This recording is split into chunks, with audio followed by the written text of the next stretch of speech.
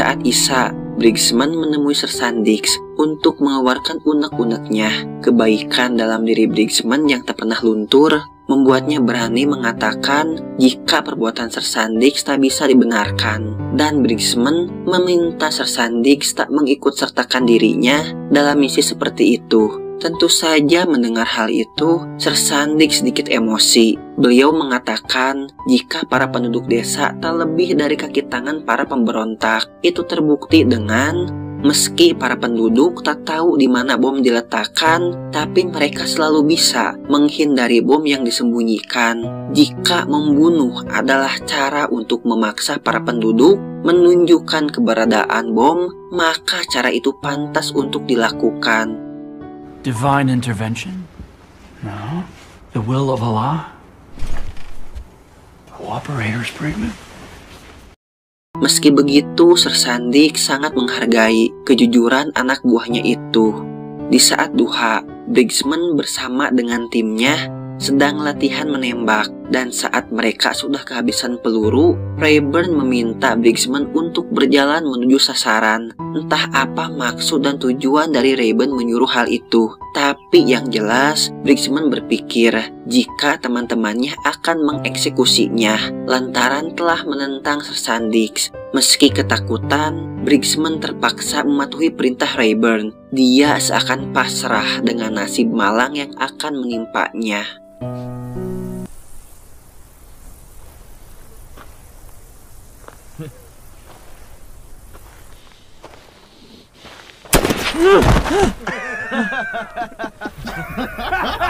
That's not funny!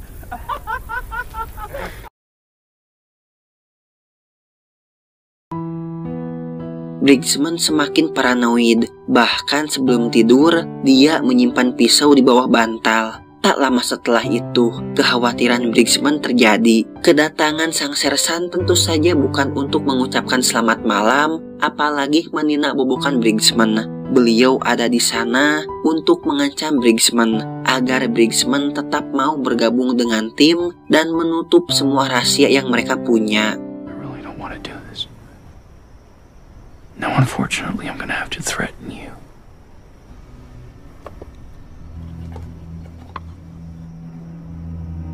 You understand? Yeah, sorry. Sebagai seorang pemuda yang belum cukup terasah mental untuk menerima semua beban yang dia tanggung, malam itu juga Briggsman menelepon sang ayah. Alih-alih menceritakan semua yang terjadi, Briggsman, "Hi, Dad. Eddie, are you okay? Are you good?"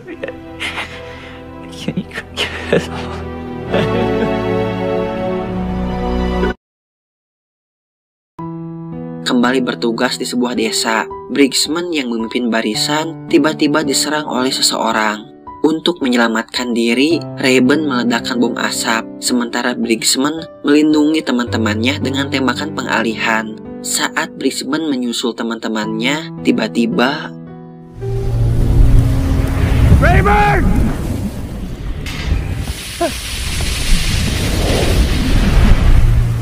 Where are you?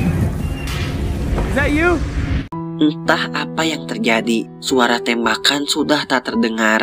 Teman-temannya tiba-tiba menghilang. Dalam keadaan panik, Briggsman masuk ke dalam sebuah rumah. Setelah dirasa rumah itu aman dan keadaan di luar sudah kondusif, Briggsman keluar dari rumah itu. Tapi tiba-tiba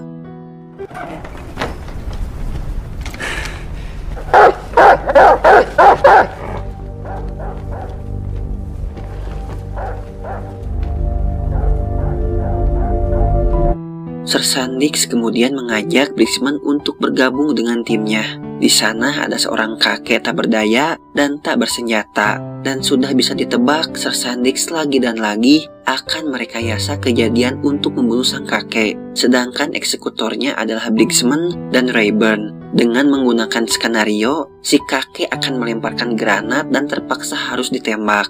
Astagfirullahaladzim. Mereka kemudian mengambil posisi masing-masing. Yang luar biasanya, meski sang kakek tahu akan dieksekusi, beliau tetap tenang seakan tak terjadi apa-apa. Untuk sesaat, Briggsman memutuskan untuk menembak sang sersan, karena sang sersanlah biang dari semua kejahatan ini. Sayangnya, Briggsman tak cukup keberanian untuk melakukannya. Dengan terpaksa, dia menuruti perintah sang sersan.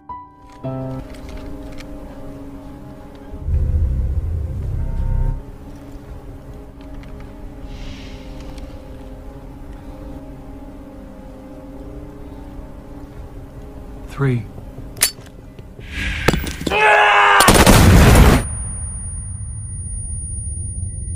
Ini adalah scene yang menurut saya paling ngeri sih Bray. Saat mereka sudah kembali ke camp, para pemuda ini merayakan keberhasilannya yang telah membunuh kakek tak berdaya. Mereka terlihat sangat senang, terkecuali Briggsman.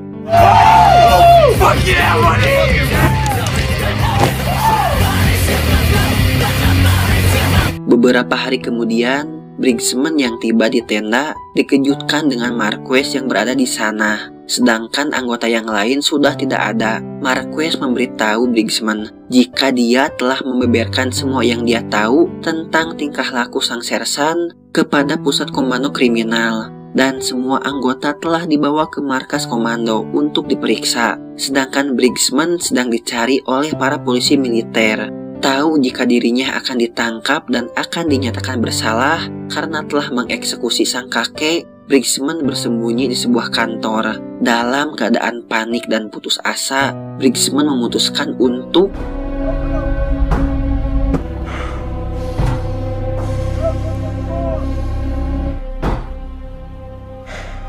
Alhamdulillah, Briggsman sadar jika semua itu tak akan bisa menebus kesalahan yang telah diperbuat. Di markas pusat komando, Briggsman bertemu dengan Rayburn. Malangnya Rayburn, dia masih menganggap semua yang dilakukan adalah perbuatan yang benar. Setelah itu, Briggsman bertemu dengan sang sersan. Di dalam mobil, sang sersan berusaha meyakinkan Briggsman agar dia tak membuka rahasia mereka. Sang sersan mengatakan akan melindungi Briggsman sekuat tenaga, asalkan Briggsman menyampaikan versi cerita sang sersan kepada para petugas. Mendengar hal itu, Briggsman hanya bisa menatap sangat dalam kepada sang sersan. Kemudian Briggsman dipertemukan dengan kedua orang tuanya. Terlihat sekali jika sang ibu sangat khawatir terhadap anak satu-satunya itu. Dengan didampingi pengacara, orang tua Briggsman meminta anaknya untuk menceritakan semua kejadian secara detail. Sang ayah sangat yakin jika Briggsman adalah seorang pahlawan yang mencoba menghentikan pembunuhan sang sersan. Sang ayah sangat percaya jika Briggsman tak mungkin membunuh. Mendengar hal itu justru membuat Briggsman semakin tenggelam dalam rasa penyesalan dan kesedihan. You're the hero here. You didn't kill anybody. Andy. Setelah saya iseng-iseng cek kebenaran cerita dari film ini, ternyata cukup banyak berita yang mengangkat tindakan rukutuk ini. Bahkan ada perwira yang dengan tega menembak mati 9 anak. Liur suganwanya. Tapi berita yang paling cocok dengan alur cerita film ini, yang ini nih Bray. Kalau penasaran silahkan dibaca-baca. Sumbernya juga kredibel, karena berasal dari perusahaan informasi yang terkenal.